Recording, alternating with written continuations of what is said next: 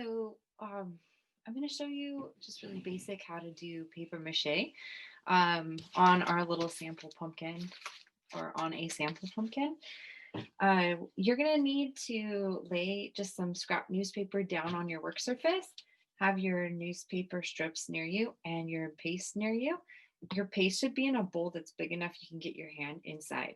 The other thing that I have right next to me is somewhere to put my paper mache when I'm ready for it to dry. A cooling rack like this is the best so that airflow can get from the bottom to the top. But if you have just a cookie sheet or even a plate, something that's not paper to let your item dry on, that's going to be the best. Okay, so here we go.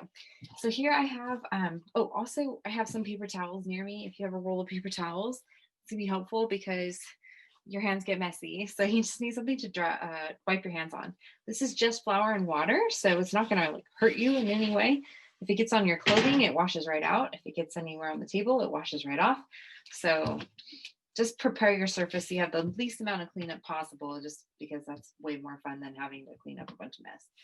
So I'm going to put some of my strips over here where I'm going to be working and just keep the rest of them safe over there. What I'm going to do is I'm not going to dip the paper in. I'm instead going to dip my fingers into the paste and then smear the paste on the strip and then smear the strip down onto the pumpkin. And then I get my fingers wet again. And continuously just go back to get my fingers wet. And I'm wetting the pumpkin as well.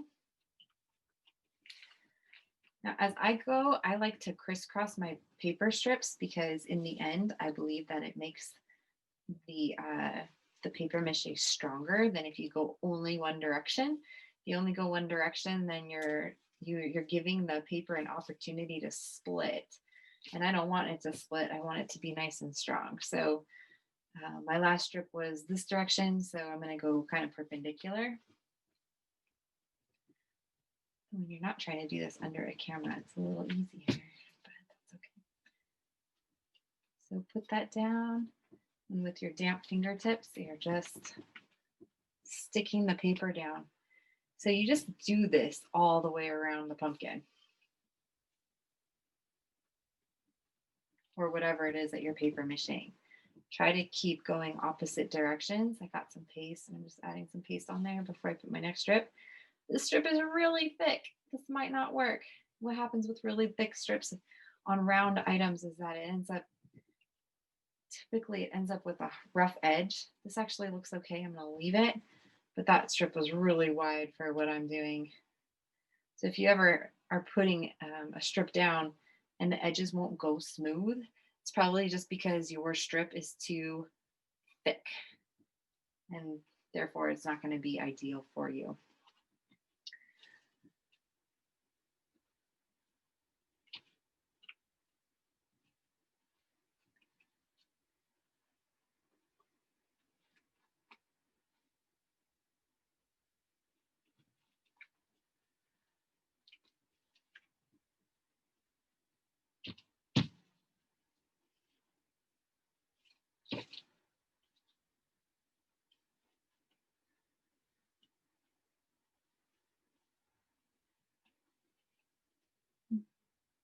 I'm going to keep all these edges glued down with the paste. If they start sticking up too much, then you need to smooth them all down and then maybe just take a break. For dry time, dry time is usually overnight for paper mache unless it's a really nice hot day. In that case, you might be able to put it outside and let it dry, or you can also use a blow dryer on your paper mache to dry it faster. As you know, the paste is just water and flour, so it's not like anything crazy. There's no bad fumes. There's nothing that can hurt you in paper mache, in this paper mache paste.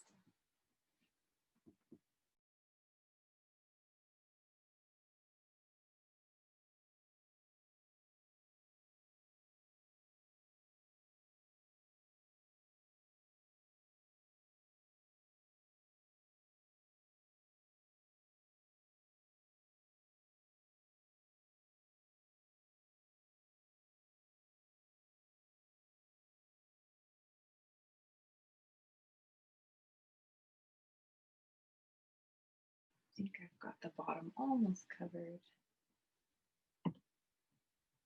See, I just keep dipping my fingertips in the paste. And my hands are like messy, but they're not drenched in flour. They're pretty easy to wipe off and clean up real quick.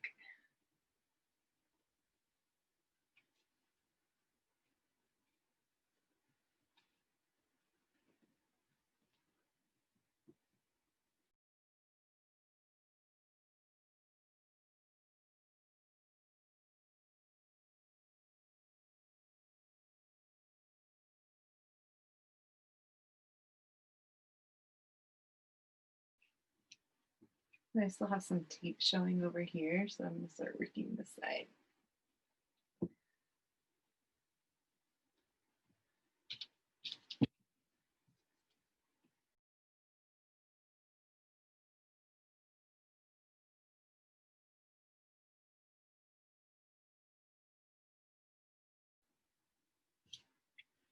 Little tiny strips. I was just using up some scratch paper, scratch newspaper. They're good for little areas or rounded areas. As long as you get the paste laid smooth. Some areas are kind of soft, like if I'm pushing on that, that will bend. So if you have a soft area, just put lots of layers over it, and when it dries, it will dry rock hard. At least 3 layers, I would say, in a soft area like that would make it so that when it dries, it will not be soft anymore. I still have some tape right here and right here. So I'm going to cover those.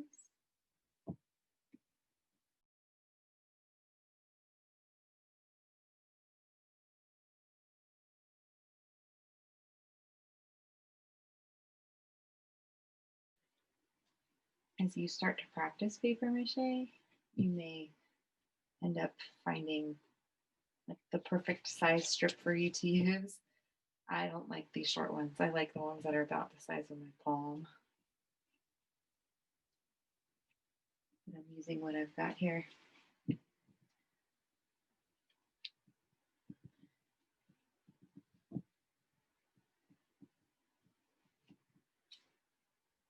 then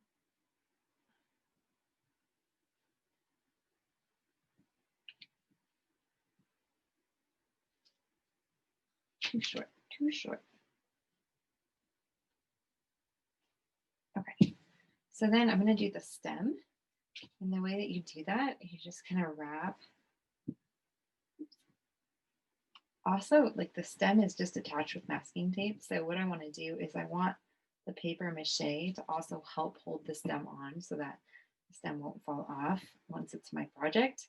So if you have some sort of appendage sticking off of your project, like an arm on a or a leg on a person or an animal, then you want to put like part of the strip down and then go back and wrap around that appendage. And if you can get it to go down on the other side too, like here's the other end, that's going to make it stronger when it dries. So the skinny long ones are good for this. Skinny long strips. Just wrap it like a candy cane. If it ends up getting kind of pokey, like your edges are kind of pokey, then just get some more paste and glue it down.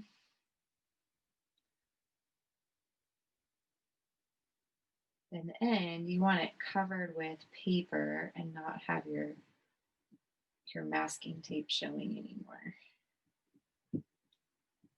Or on some projects, you might have cardboard structures that you're covering with paper mache. And so the same thing, you would just want to cover the cardboard so that it's just paper in the end. I have like a little gap right there, so I want to make sure to cover that. Oops.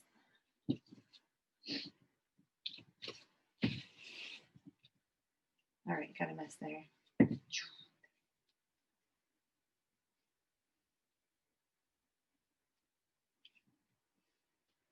I have a little gap right there. I'm just gonna shove some paper into the gap and add a little bit of paste on it in a minute. And that will fill that hole. When it dries, you won't ever know that there was a gap there. There's some paste. And use some strips to cover it.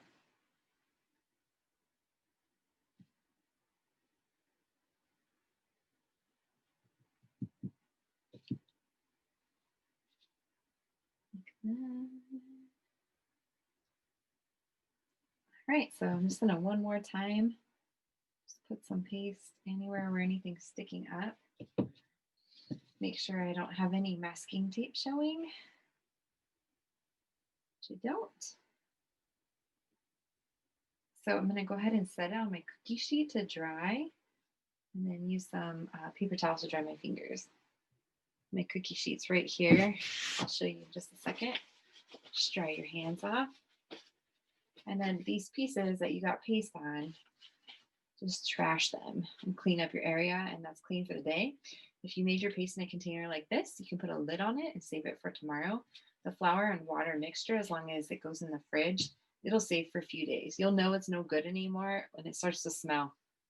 And again, it's not like, it's just going bad. So, but it's not like disgusting. I don't know. It just starts to stink. And then you know that you need to toss it and make new paste. All right, so here is my drying rack with my pumpkin on it. Here it is in the camera. And voila, layer 1 of paper mache.